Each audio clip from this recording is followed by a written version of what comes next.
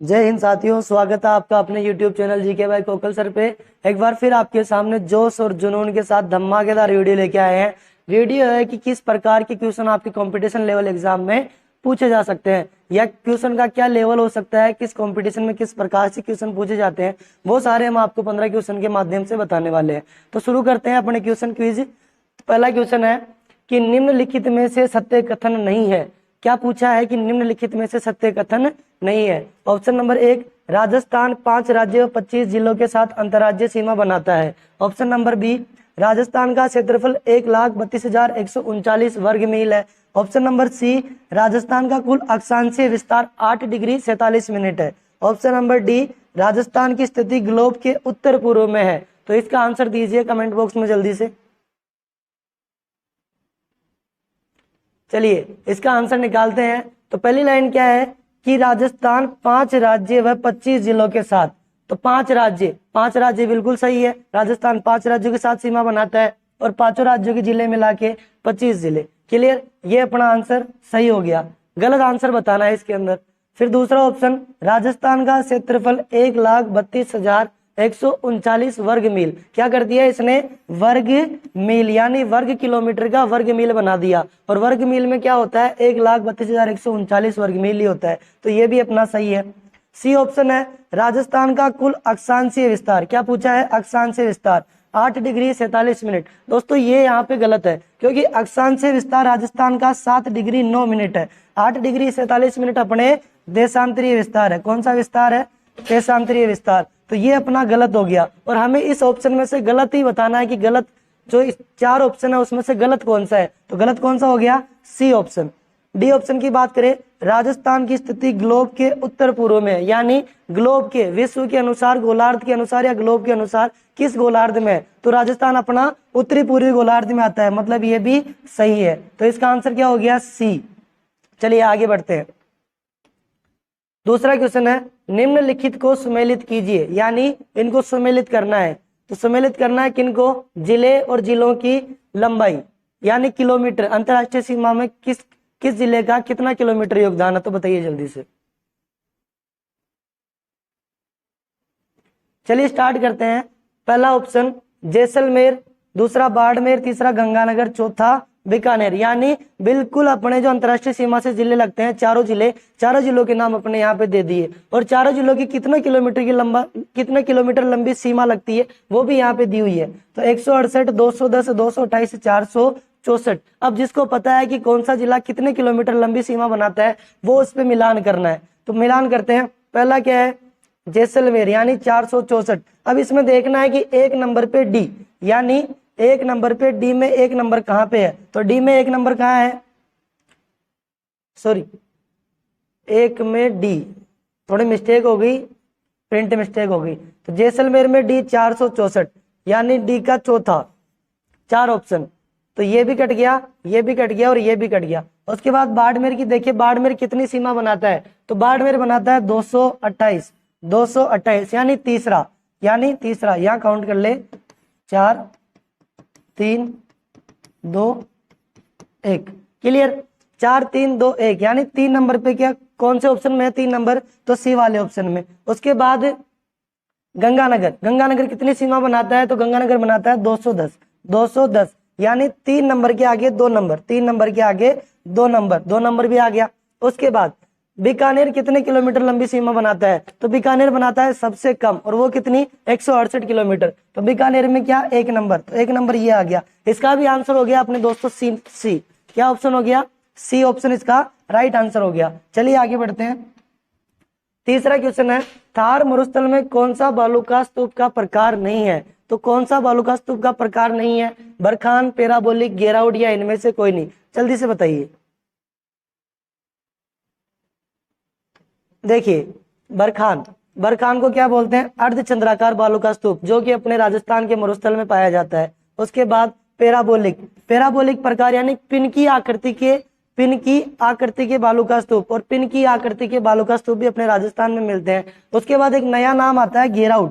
क्या नाम आता है, गेराउड राजस्थान में या थार मरुस्थल में बिल्कुल भी नहीं पाया जाता। तो इसका आंसर क्या हो गया, सी। इसका भी आंसर हो गया सी, गेराउड प्रकार का नहीं पाया जाता।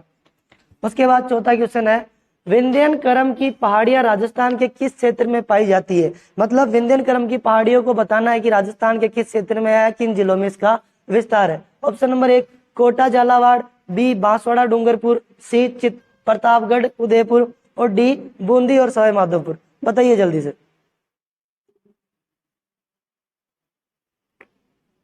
चलिए दोस्तों शुरू करते हैं।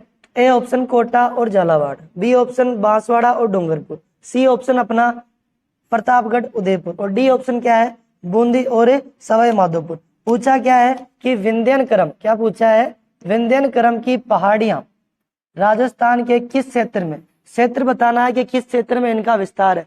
तो जब भौतिक प्रदेशों का विभाजन पढ़ते हैं तब पढ़ते हैं दक्षिणी पूर्वी पठारी प्रदेश। क्या पढ़ते हैं, दक्षिणी पूर्वी पठारी प्रदेश। और दक्षिणी पूर्वी पठारी प्रदेश में विंध्यनकरम की जो श्रृंखला होती है उसे क्या कहते हैं, विंध्य कगार। क्या बोलते हैं, विंध्य कगार। विंध्य कगार ये भूगर्भिक श्रृंखला है। कौन सी श्रृंखला है, भूगर्भिक श्रृंखला। और इसका जो विस्तार होता है दोस्तों वो होता है बूंदी और सवाई माधोपुर में। किसमें, बूंदी और सवाई माधोपुर में। तो इसका राइट आंसर हो गया option number D. Pratapgarh Udaipur में उदयपुर में अरावली का विस्तार है। प्रतापगढ़ अपना कांठल प्रदेश के नाम से जाना जाता है। बांसवाड़ा में दक्षिणी राजस्थान, फिर डूंगरपुर, दोनों क्या है, दक्षिणी भाग के। उसके बाद कोटा और झालावाड़, इसमें अपने दक्षिणी पूर्वी पठारी प्रदेश का विस्तार है। क्लियर। तो इसका आंसर हो गया अपने ऑप्शन नंबर डी, बूंदी और सवाई माधोपुर। अगला क्वेश्चन है कि निम्नलिखित में से कौन सी लूणी की सहायक नदी नहीं है। ऑप्शन नंबर ए सुकड़ी, बी जोजड़ी, सी सोम और डी जवाई। फटाफट कमेंट में आंसर दीजिए।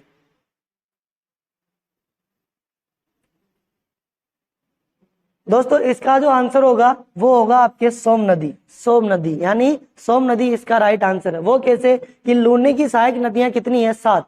कितनी है, 7 नदियां। 7 बहनों के नाम से भी उनको जाना जाता है। और एक है जवाई नदी, जवाई। और हम क्या बोलते हैं लूणी बेसिन को, लूणी जवाई बेसिन। यानी कि जवाई नदी जब लूणी में मिलती है तब बनता है लूणी जवाई बेसिन। तो तीनों अपने गलत हो गई, सॉरी तीनों तो राइट हो गई कि तीनों तो लूणी नदी की सहायक नदियां हैं। सोम नदी अपने माही नदी की सहायक नदी है। किसकी है, माही नदी की, जो कि त्रिवेणी संगम बनाती है। त्रिवेणी संगम कहाँ बनाती है, बेणेश्वर धाम डूंगरपुर में। कहाँ बनाती है, बेणेश्वर धाम डूंगरपुर में। बेणेश्वर धाम डूंगरपुर। कौन कौन सी नदियां मिलकर बनाती है, तो एक बनाती है सोम, माही और Jakham. Clear. Next question, Chambal नदी सर्वप्रथम मैदानी भागों में प्रवेश करती है। Option number A Chittorgarh, B Kota, C Sawai Madhopur, D Karauli. फटाफट इसका आंसर दीजिए। चलिए देखते हैं इसका आंसर क्या होता है, कितने सही आते हैं कितने गलत आते हैं। तो इसका आंसर शुरू करते हैं। सबसे पहले कि चंबल नदी सर्वप्रथम मैदानी भागों में कहां से प्रवेश करती है, राजस्थान में प्रवेश करती। अगर ये पूछता कि राजस्थान में प्रवेश करती है तब तो हम फटाफट से आंसर देते, लेकिन पूछा क्या है, सर्वप्रथम मैदानी भागों में। किन में, मैदानी भागों में। तो मैदानी भागों में प्रवेश करती है दोस्तों option number C Sawai Madhopur से। कहां से करती है, सवाई माधोपुर से। चित्तौड़गढ़ 84गढ़ से ये राजस्थान में प्रवेश करती है। उसके बाद कोटा में बहती हुई सवाई माधोपुर में, और सवाई माधोपुर से करौली में निकल जाती है। तो सर्वप्रथम मैदानी भागों में प्रवेश करती है सवाई माधोपुर से। आगे चलते हैं। राज्य की बहुउद्देश्य नदी घाटी परियोजनाओं में सबसे बड़ी परियोजना कौन सी है। मतलब राजस्थान की जितनी भी परियोजनाएं हैं उन परियोजनाओं में से सबसे बड़ी परियोजनाएं बतानी है। मतलब ऑप्शन के अकॉर्डिंग ऑप्शन में कौन सी सबसे बड़ी है, तो बताइए जल्दी से। ए इंदिरा गांधी नहर परियोजना, बी माही बजाज सागर परियोजना, सी राणा प्रताप सागर परियोजना और डी भाखड़ा नांगल परियोजना। जल्दी से बताइए दोस्तों। इसका आंसर जो होगा वो होगा option number D, Bhakra Nangal परियोजना। भाखड़ा नांगल परियोजना राजस्थान की सबसे बड़ी बहुउद्देश्य परियोजना है। राजस्थान की सबसे बड़ी बहुउद्देश्य परियोजना की बात करें तो कौन सी है, भाखड़ा नांगल परियोजना। ठीक है, कैसे, तो भाखड़ा नांगल परियोजना ये अपने राजस्थान, पंजाब और हरियाणा की संयुक्त परियोजना है। राजस्थान, पंजाब और हरियाणा की संयुक्त परियोजना है और सबसे बड़ी परियोजना है राजस्थान की बहुउद्देश्य परियोजना। चलिए आगे बढ़ते हैं। आगे बात करें, राजस्थान में नहर द्वारा सर्वाधिक सिंचाई होती है। तो ऑप्शन नंबर ए गंगानगर हनुमानगढ़ में, बी अलवर भरतपुर में, सी पाली और जालोर, डी जैसलमेर और बाड़मेर। चलिए जल्दी से आंसर दीजिए इसका, कमेंट में आंसर दीजिए, जल्दी कमेंट आने चाहिए दोस्तों। इसका जो आंसर होगा वो होगा आपके श्री गंगानगर और हनुमानगढ़। क्या होगा? गंगानगर और हनुमानगढ़। राजस्थान में क्या पूछा है? नहरों द्वारा। क्या पूछा है? नहरों द्वारा सर्वाधिक सिंचाई पूछी है कि नहरों द्वारा सर्वाधिक सिंचाई किस जिले में होती है या किस क्षेत्र में होती है, तो वो होती है गंगानगर हनुमानगढ़ में। अगर पूछ लेता कि कुओं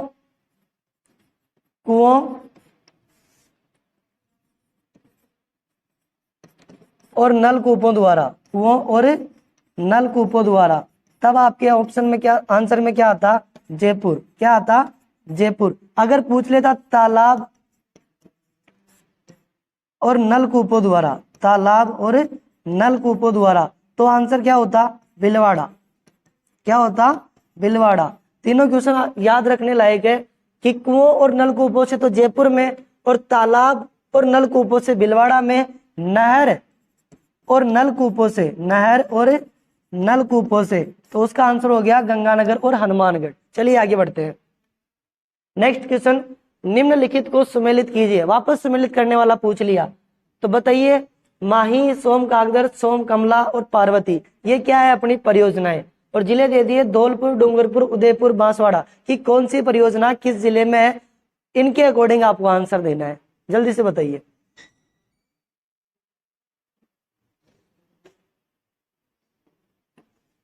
चलिए शुरू करते हैं।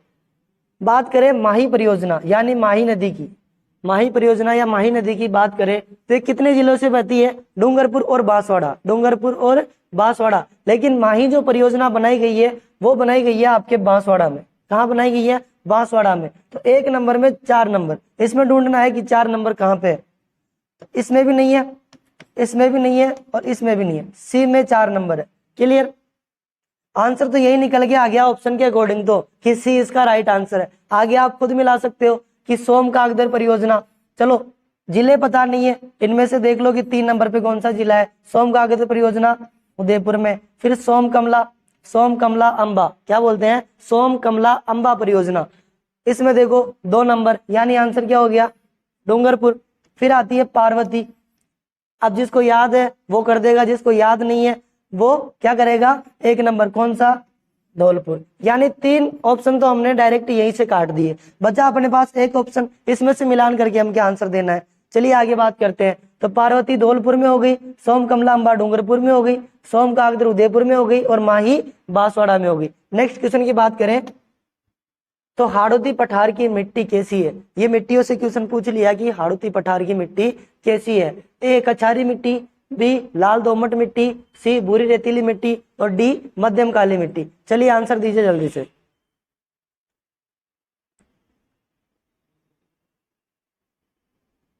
इसका जो आंसर होगा वो कैसे होगा कि मध्यम काली मिट्टी, मध्यम काली मिट्टी, भूरी रेतीली मिट्टी, लाल दोमट मिट्टी और कछारी जलोढ़ मिट्टी।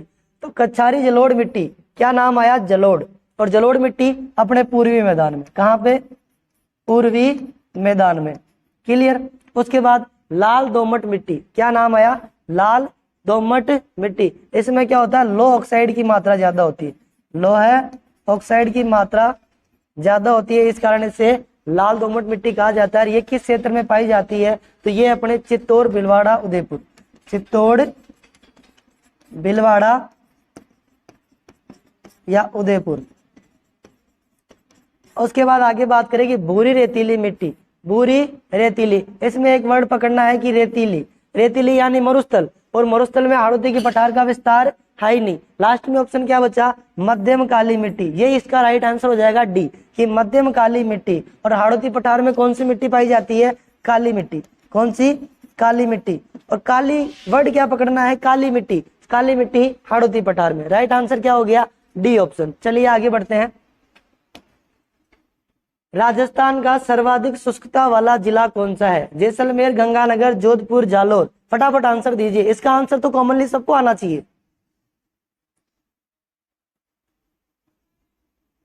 चलिए बात करते हैं कि सर्वाधिक शुष्कता वाला जिला कौन सा है। तो कैसे निकालना है? जैसलमेर, गंगानगर, जोधपुर, जालोर। बात करें अगर भौतिक प्रदेशों के अकॉर्डिंग बात करें तो भौतिक प्रदेशों में राजस्थान को कितने भागों में बांटा है? तो वो 4 भागों में। पश्चिमी मरुस्थलीय प्रदेश, अरावली प्रदेश, पूर्वी मैदानी प्रदेश, दक्षिणी पूर्वी पठारी प्रदेश। अब मरुस्थलीय प्रदेश है, मरुस्थल सबको पता है कि मरुस्थल में क्या है?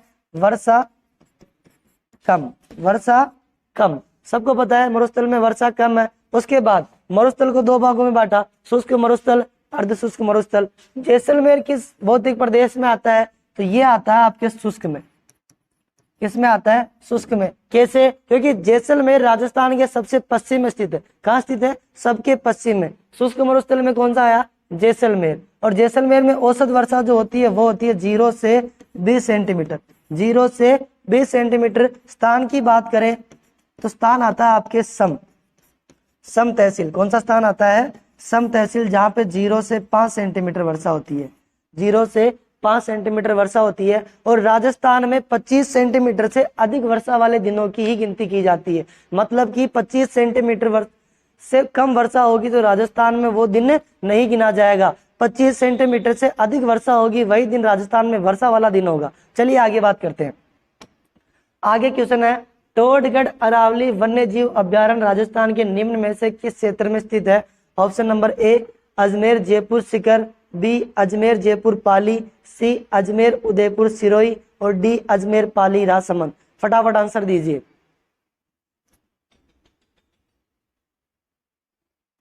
चलिए शुरू करते हैं। क्या पूछा? टोडगढ़ अरावली। टोडगढ़ अरावली, अरावली का विस्तार सारे जिलों में है।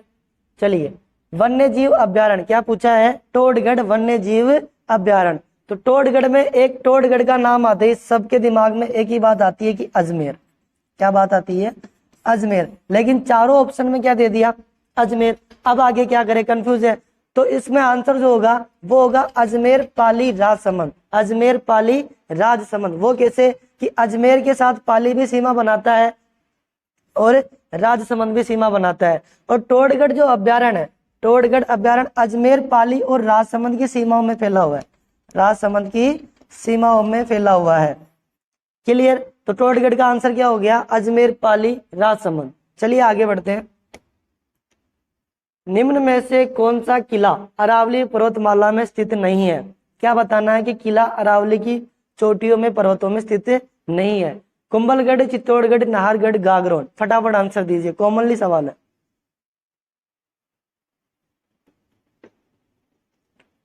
चलिए बात करते हैं। पहला ऑप्शन कुंभलगढ़, दूसरा चित्तौड़गढ़, तीसरा नाहरगढ़, चौथा गागरोन। किलों की बात कर रहे हैं तो कुंभलगढ़ किला, कुंभलगढ़ किला जो स्थित है अपने वो है जरगो पहाड़ी पे। कहाँ पे? जरगो पहाड़ी पे। और ये कहाँ है? ये राजसमंद में। कहाँ है? राजसमंद में। और राजसमंद जो जिला है, राजसमंद जिला, इसमें अरावली का विस्तार है? बिल्कुल है। तो ये भी अपना राइट। उसके बाद चित्तौड़गढ़, चित्तौड़गढ़ यानी चित्तौड़ में, चित्तौड़ में मैसा के पठार पे। किस पे? मैसा के पठार पे कौन स्थित है? चित्तौड़गढ़ का किला स्थित है। गढ़ों में गढ़ चित्तौड़गढ़। तो ये अपने अरावली का पार्ट है। ये भी अपना सही है। क्लियर? उसके बाद आता है नाहरगढ़ कि नाहरगढ़ कहाँ है? तो नाहरगढ़ है जयपुर में। नाहरगढ़ कहाँ है? जयपुर में। और जयपुर में नाहरगढ़ स्थित है। जयपुर में अरावली का विस्तार है। मतलब कहाँ पे स्थित है? अरावली की पहाड़ियों में स्थित है। कौन? नाहरगढ़ का किला। चलिए लास्ट का ऑप्शन बचा है अपने पास, तो ये भी सही है। ऑप्शन गलत क्या हो गया? गागरोन। वो कैसे? गागरोन का जो किला है वो अपने झालावाड़ में। कहाँ है? झालावाड़ में। गागरोन का किला कहाँ स्थित है? झालावाड़ में। और झालावाड़ के अंदर, झालावाड़ में अरावली का विस्तार नहीं है। तो अरावली का जो पार्ट है या अरावली के में जो स्थित किला है वो कौन सा नहीं है? वो अपने गागरोन का किला। राइट आंसर क्या हो गया? अपने गागरोन का किला। कौन सा आंसर हो गया? गागरोन का किला। चलिए आगे बढ़ते हैं। आगे बात करते हैं अगले क्वेश्चन की। अगला जो क्वेश्चन है निम्नलिखित को सम्मिलित कीजिए। वापस सम्मिलित करना है। सम्मिलित क्या करना है? अरावली की चोटियां और उनकी ऊंचाई। फटाफट इनको सम्मिलित कीजिए। शेर, ऋषिकेश, कुंभलगढ़, जरगो। 1017, 1224, 1597, 1331। बताइए इसका आंसर क्या होगा?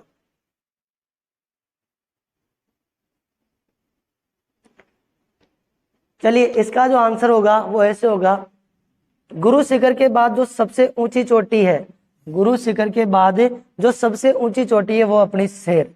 कौन सी? शेर। और शेर की ऊंचाई कितनी है? 1597। कितनी है? 1597। यानी शेर पे क्या आया? 3। इसमें देखना है कि ए पे 3 नंबर कहां पर है। इसमें भी नहीं है, इसमें भी नहीं है, इसमें है और इसमें भी है।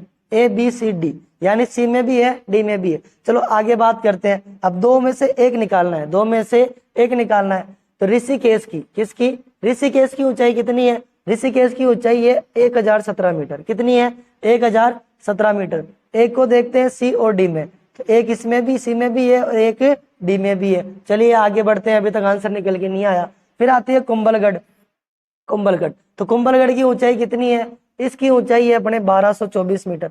कितनी है? 1224 मीटर। आगे बात करें तो सी में इसका राइट है कि 2 नंबर दिख रहा है, डी में गलत, डी में गलत। अब लास्ट का ऑप्शन अगर आपको याद नहीं है फिर भी आपका आंसर क्या हो गया? सी। और जरगा की ऊंचाई कितनी होगी? ये जरगो नहीं है, ये जरगा पहाड़ी है। जरगो नहीं है, जरगा पहाड़ी है। क्लियर? जरगा पहाड़ी की ऊंचाई कितनी है? 1431 मीटर। यानी ऑप्शन नंबर सी अपना राइट आंसर हो गया।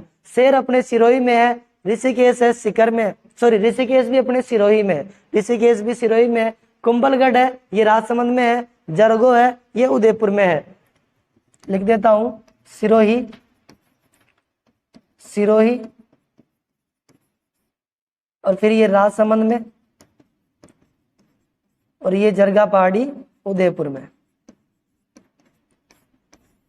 उदयपुर में जो जरगा पहाड़ी है ये राजसमंद और उदयपुर दोनों के मध्य है। राजसमंद और उदयपुर दोनों के मध्य स्थित है। आगे बात करते हैं आगे क्वेश्चन की।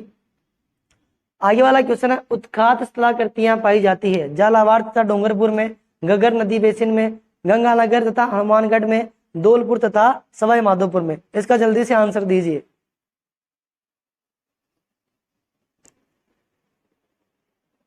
चलिए बात करते हैं कि उत्खात स्थलाकृतियां क्या होती है। सबसे पहली बात तो उत्खात जो स्थलाकृतियां हैं इनके बारे में जानना जरूरी है कि ये क्या होती है। यानी उत्खात का मतलब होता है उबड़ खाबड़ स्थलाकृतियां। उबड़ खाबड़ स्थलाकृतियां, तो उबड़ खाबड़ स्थलाकृतियां कहाँ पे है? निर्माण कौन करता है, कौन नहीं करता? तो उत्खात स्थलाकृतियों का जो निर्माण करती है उसमें एक ही नदी का नाम आता है जिसका नाम है चंबल नदी, जिसका नाम है चंबल नदी, जो कि राजस्थान में सर्वाधिक अवनालिका अपरदन करती है। उसी के कारण राजस्थान में उबड़ खाबड़ स्थलाकृतियों का निर्माण होता है। जब पानी सूख जाता है तो हमें धरातल कैसा दिखाई देता है? उबड़ खाबड़। उसी को क्या बोल दिया? उत्खात स्थलाकृतियां। क्या बोल दिया? उत्खात स्थलाकृतियां। अब देखना है कि चंबल का प्रवाह क्षेत्र किन किन जिलों में है। तो चंबल का प्रवाह क्षेत्र झालावाड़ में नहीं है, डूंगरपुर में नहीं है, घग्गर नदी बेसिन में घग्गर पर्टिकुलर घग्गर ही बहती है। चलिए गंगानगर में भी नहीं है, हनुमानगढ़ में भी नहीं है, क्योंकि घग्गर का बहाव क्षेत्र क्या है? गंगानगर हनुमानगढ़। बचे क्या? धौलपुर में है, सवाई माधोपुर में है। अभी पिछले वाले क्वेश्चन में बात की थी कि सर्वप्रथम मैदानी भागों में प्रवेश कहां से करती है? सवाई माधोपुर से। राइट आंसर क्या हो गया? 4 नंबर, यानी ऑप्शन नंबर डी आपका राइट आंसर हो गया। आगे बात करें क्वेश्चन नंबर 15, कितने सेंटीमीटर समवर्षा रेखा राजस्थान को बराबर भागों में विभाजित करती है? बराबर भागों में विभाजित करती है। ऑप्शन नंबर ए 100 millimetre, option number 2 250 millimetre, option number 3 500 millimetre, option number 4 50 millimetre. फटाफट इसका आंसर दीजिए। इसका आंसर तो आराम से आना चाहिए यार।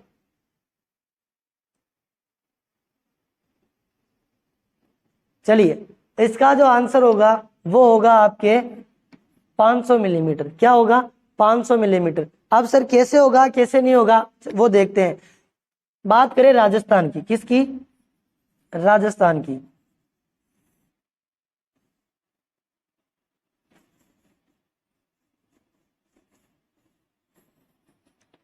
राजस्थान को कितने सेंटीमीटर समवर्षा रेखा में बांटा गया है?